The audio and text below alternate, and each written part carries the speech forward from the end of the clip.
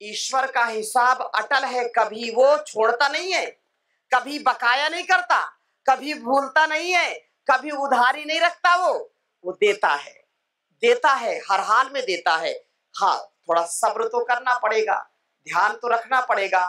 अपने कर्मों से हम महान बन जाते हैं, नर से नारायण बन जाते हैं, वामन से विराट बन जाते हैं। इसलिए अपने कर्मों की कमाई ही साथ में जाने वाली, और कुछ भी नहीं जाता साथ में।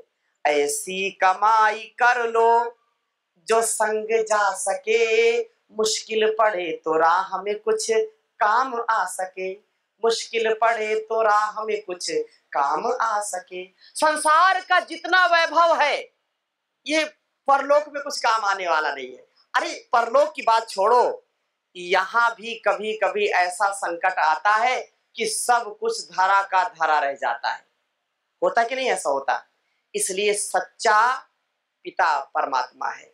कितना भी घोर संकट आए उसको कभी नहीं भुलाना, उसके कहे अनुसार चलना, गुरु की बात पर विश्वास करके चलना, और इससे आपको असीम सामर्थ्य मिलेगा।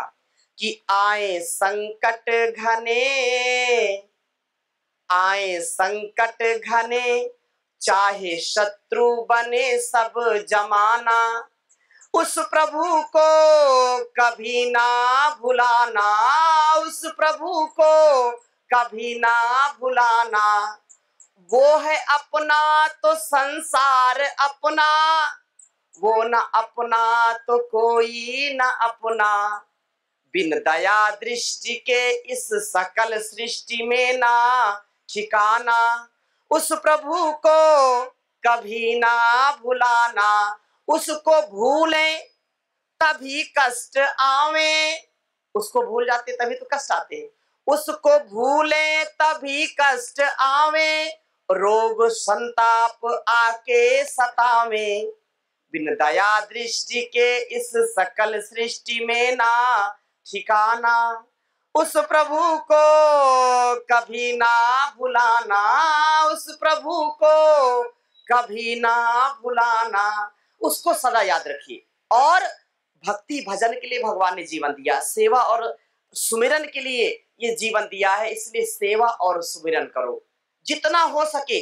कभी कोई कोताही मत बरतो, क्योंकि वो कभी कोई कोताही बरतता नहीं है, देता रहता है, देता रहता है। हम भी देना सीखे। ईश हमें देता है सब कुछ, देश हमें देता है सब कुछ, हम भी तो कुछ देना सीखें। हमारा ये कर्तव्य, स्वकर्म स्वधर्म सदा। देखो ये वृक्ष परोपकार के लिए परमात्मा ने बनाए हैं। परोपकाराय फलन्ति वृक्षाः। आप भी बोलिए, परोपकाराय फलन्ति वृक्षाः, परोपकाराय वहन्ति नद्याः, परोपकाराय वहन्ति नद्याः, परोपकाराय दुहन्ति गावः, परोपकाराय दुहन्ति गावः, परोपकारार्थमिदं शरीरं, परोपकारार्थम इदं शरीरम। देखो कितने फूल पत्तियां वनस्पतियां सारे आपको, क्योंकि इस कोकण क्षेत्र में बहुत जो है फलदार वृक्ष है। क्या क्या विशेष होता है? आम को होता है, आम तो बहुत प्रसिद्ध है इधर के। आम, फणस, काजू और नारियल है, करवंद बोलते हैं। अच्छा, और कोकम, कोकम और जामुन, जाम्बू फलम, काजू भी। तो ये सब पेड़ खाता है क्या? एक आम के पेड़ से आप कल्पना नहीं कर सकते कितने आम होंगे। आप कल्पना करके देखें कभी, आपकी कल्पना से अतीत है वो। आप उसको मतलब कभी बोल नहीं सकते कितना उससे उपकार होता है। ये उपकार के लिए है। पेड़ कभी अपना फल खाता नहीं, नदी कभी अपना पानी पीती नहीं, वो सब परोपकार के लिए, सेवा सत्कार के लिए, संसार के लिए। और गाय भी दूध देती है, किसके लिए? हमारे लिए। बछड़ा तो होगा, बछड़ी होगी, उसको तो पिलाते ही पिलाते हैं, लेकिन एक गाय 10 किलो दूध देती है, 15 किलो दूध देती है, तो सब बछड़े को थोड़े थोड़े पिलाते नहीं। बछड़ा अगर 1 किलो 2 किलो 4 किलो पिएगा तो दस्त लग जाएंगे, बीमार पड़ जाएगा। होता है कि नहीं होता? तो परमात्मा ने जो कुछ भी संसार में बनाया है ये परोपकार के लिए, और ये हमारा शरीर भी किस लिए है? परोपकारार्थम इदम शरीरम। भोग के लिए नहीं है, योग के लिए शरीर है। किसके लिए? योग के लिए है।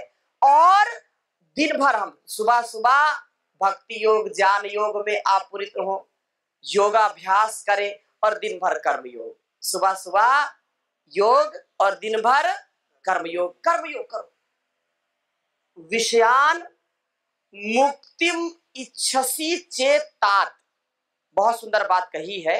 मुक्तिम इच्छसि चेतात विषयान विश्वत्यज। अगर तुम मुक्ति चाहते हो संसार से, अगर तुम दुख से, दारिद्र्य से, अपने दोषों से, दुर्गुणों से, दुर्व्यसनों से, द्वंद्वों से यदि मुक्ति चाहते हो तो विषयों को, वासनाओं को विष के समान त्याग दो। परम पूज्य गुरुदेव जी महाराज सुबह से लेकर के शाम पर्यंत 18-18, 20-20 घंटे जो सेवा करते हैं, बदले में कुछ नहीं। उनको तो राष्ट्र के लिए, समाज के लिए, संसार के लिए भगवान ने एक देवदूत, एक महापुरुष जो हमको मिला है, जो विराट व्यक्तित्व के धनी हैं, जो वास्तव में अनेक देवी देवताओं, अनेक ऋषि ऋषिकाओं के रूप में हम जिनको देखते हैं। आप कल्पना करके देखो कि अगर स्वामी जी महाराज न होते तो देश का और संसार का क्या होता। आप कल्पना करो। आज पूरी दुनिया योग को अपना रही है और सब ओर से भोग से परेशान होकर के, रोग से परेशान होकर के दुनिया योग को, आयुर्वेद को अपना रही है, सनातन वैदिक परंपरा को अपना रही है, योग यज्ञ को अपना रही है।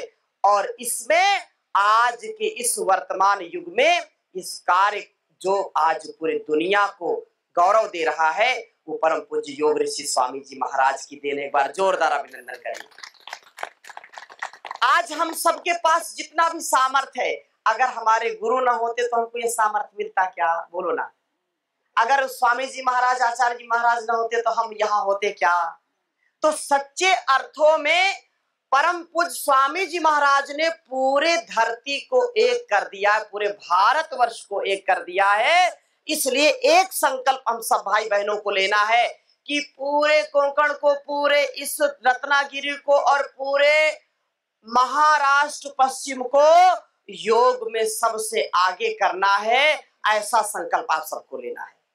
आपके तहसील में, पूरे इस लांजा तहसील को, हर गांव को, हर घर को, हर व्यक्ति को योगी बनाना है। ये बहुत बड़ी सेवा है, इसका लक्ष्य आप सबको लेना है। इसलिए मैं यहां आया हूं। तो इसको पूरा करेंगे कि नहीं? बोलो ना। इसको करेंगे ना? ये बहुत बड़ी शक्ति है, ये सनातन की शक्ति है, ये भगवान की दी हुई बहुत बड़ी भक्ति है।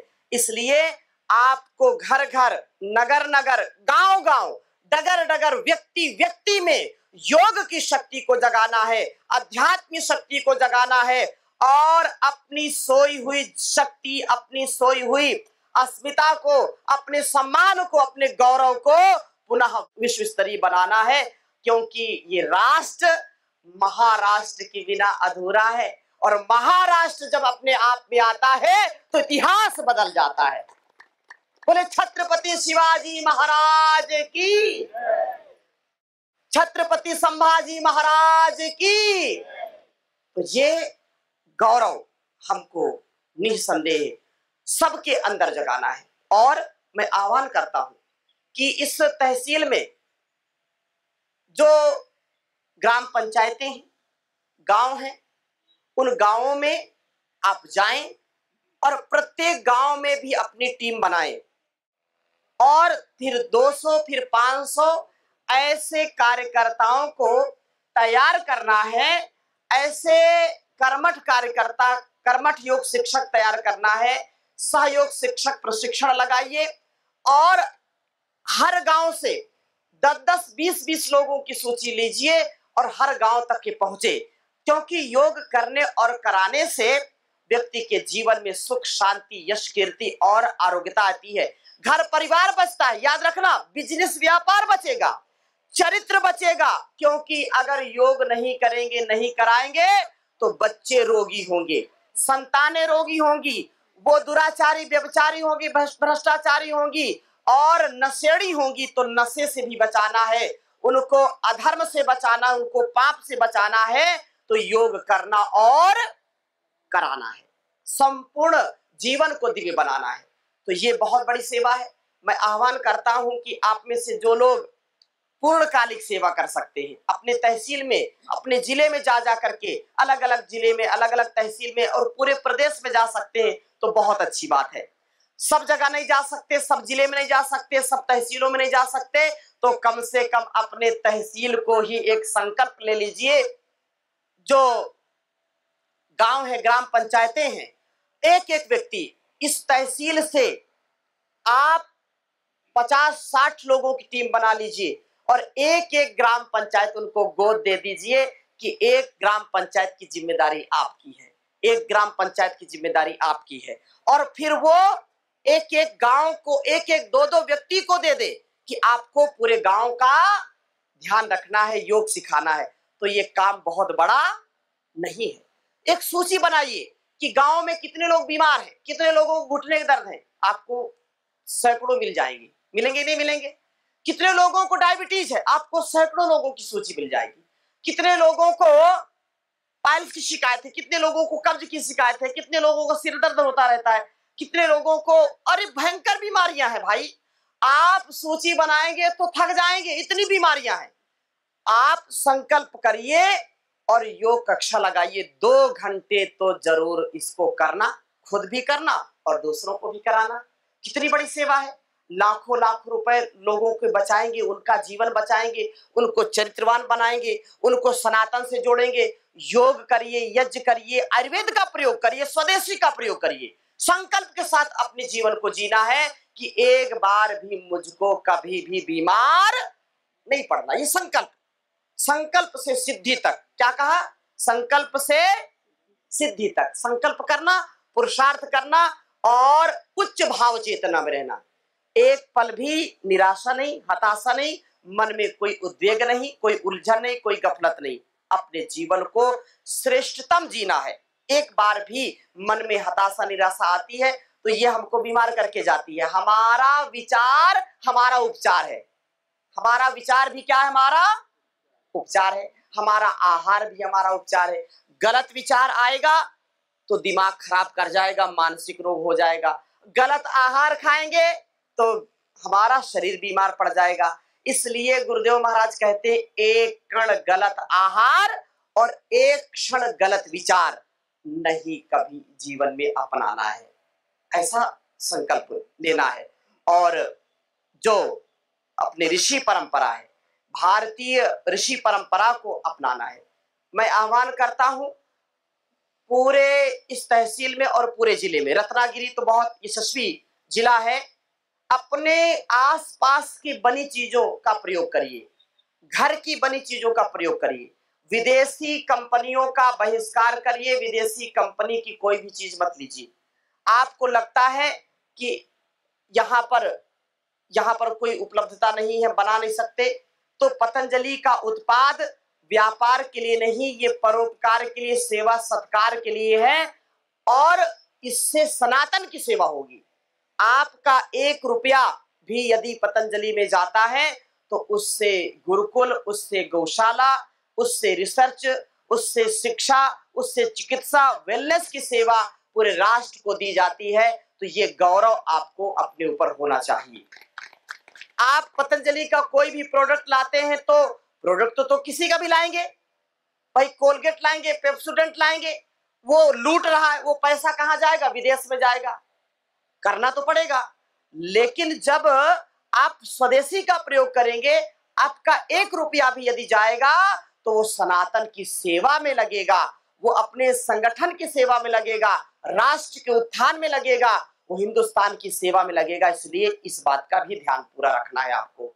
और भारतीय शिक्षा बोर्ड जो 21वीं सदी का बहुत बड़ा अभियान है, ये बहुत बड़ा शिक्षा का आंदोलन है, मैं आह्वान करना चाहता हूं कि जैसे योग की क्रांति हुई, जैसे आयुर्वेद की क्रांति हुई, स्वदेशी की क्रांति हुई, उसी प्रकार से भारतीय शिक्षा बोर्ड से भी एक शिक्षा की क्रांति जो होने जा रही है, उसमें भी अपनी भूमिका निभाइए। भारतीय शिक्षा बोर्ड से विद्यालयों को जोड़िए, बच्चों को भारतीय शिक्षा बोर्ड से पढ़ाइए, जिससे आपके बच्चे, आपकी संतानें चरित्रवान, बुद्धिमान, बलवान हो, माता पिता की सेवा करने वाली हो, इस राष्ट्र की सेवा करने वाली हो। ऐसी दिव्य संतानों का निर्माण करना भी हमारा कर्तव्य है। याद रखना, आज सबसे ज्यादा कोई दुखी है तो अपनी संतानों से व्यक्ति दुखी है। दुखी कि नहीं दुखी? क्योंकि जो एक बीमारी चल रही है चारों ओर, वैचारिक जो आक्रोश है, वैचारिक जो एक दिवालियापन है, तो हमको उसमें सतर्क सावधान होकर के अपनी ऋषि परंपरा को, अपनी भारतीय परंपरा को, अपने योग की परंपरा को, राष्ट्र धर्म सर्वोपरि, इदम राष्ट्राय इदन्नमम, ये राष्ट्र है तो हम हैं, राष्ट्र नहीं तो हम भी नहीं। इसलिए ऐसी भक्ति भाव के साथ संतानों को जन्म देना और संतानों का भरण पोषण करना और संगठन की सेवा करना। भारत स्वाभिमान पतंजलि योग समिति, महिला पतंजलि योग समिति, युवा भारत किसान सेवा समिति, सोशल मीडिया, सबको अब कम से कम 2 घंटे 3 घंटे इस कार्य में लगाना है। सबसे मैं निवेदन करता हूं, आग्रह करता हूं कि आप योग की कक्षाओं को खूब बढ़ाइए। योग कक्षाएं बढ़ेंगी तो संगठन बढ़ेगा, योग कक्षाएं अधिक स्थापित होंगी तो लोगों की सेवा अधिक से अधिक होगी। अभी इंटरनेशनल योगा डे आ रहा है, अंतर्राष्ट्रीय योग दिवस आ रहा है 21 जून। अभी से टारगेट बनाइए और पूरे जो है तहसील में और जो जिले में जा सकते, जिले के अलग अलग कोने में जाइए, नहीं तो अपने तहसील को सबसे पहले आगे बढ़ाइए और पूरे जिले में आपकी तहसील नंबर 1 होनी चाहिए। करेंगे कि नहीं करेंगे? बोलो ना, करेंगे कि नहीं करेंगे? करेंगे तो ये नंबर 1 आपकी तहसील होगी। हर गांव में योग, हर गांव में योग साधक, तो ऐसे हर गांव में कम से कम 100-200 लोग आपके होने चाहिए, योग के होने चाहिए, जिससे पूरे गांव की तस्वीर को, तकदीर को बदलने वाले होंगे, दिशा और दशा को बदलने वाले होंगे। ये बहुत बड़ी सेवा होगी आरोग्यता की। नहीं तो लोग देखो कितनी समस्याएं हैं, बहुत अगर सोचो तो बहुत डर लगने लगता है। छोटे छोटे बच्चों के हार्ट अटैक की समस्याएं आ रही हैं, छोटे छोटे बच्चों के फैटी लिवर, लिवर सिरोसिस, नौजवानों को हार्ट अटैक हो रहे, नौजवानों के ब्रेन स्ट्रोक आप सुने होंगे, उनकी किडनी, उनके लीवर फेल हो रहे। कहाँ हम जा रहे हैं? कैसे रक्षा होगी? पता नहीं। चलते चलते, खाते पीते, घूमते टहलते, किसी शादी विवाह में पता लगा दूल्हा बैठा है घोड़े पर, बैठे बैठे ही हार्ट अटैक हो गया, फेरे लेते लेते हार्ट अटैक हो जाता है।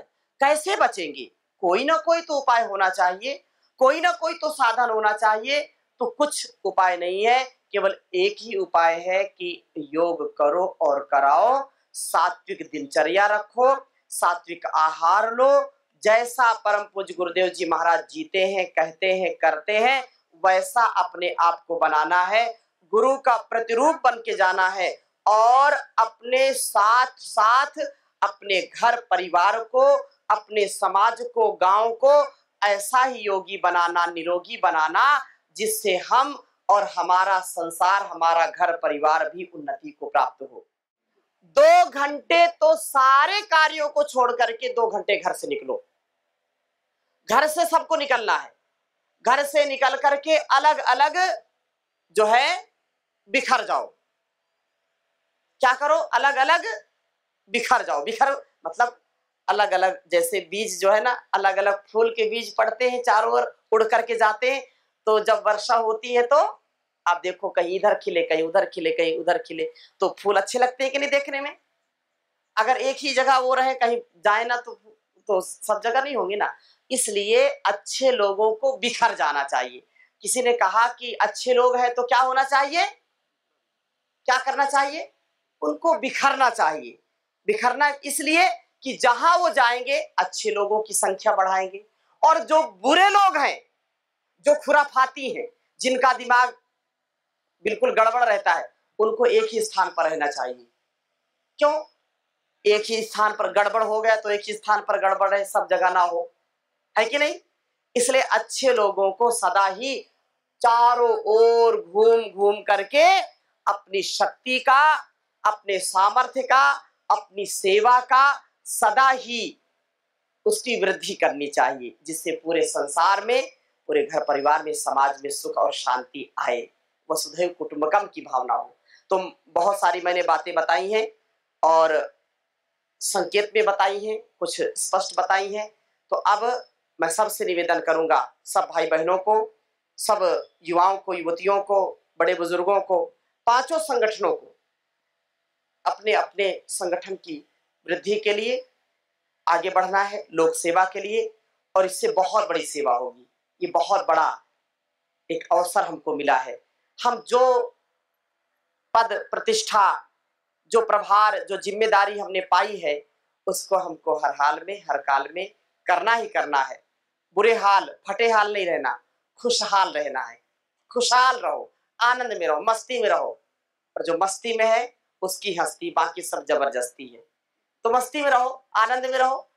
जो भी अपने साथ लोग हैं उनको सदा बढ़ाओ, उनका सम्मान करो, परस्पर खूब प्रीति रखो, प्रीति के साथ जीवन को जिए। तो आप सबको बहुत बहुत शुभकामनाएं, बहुत बहुत आशीर्वाद।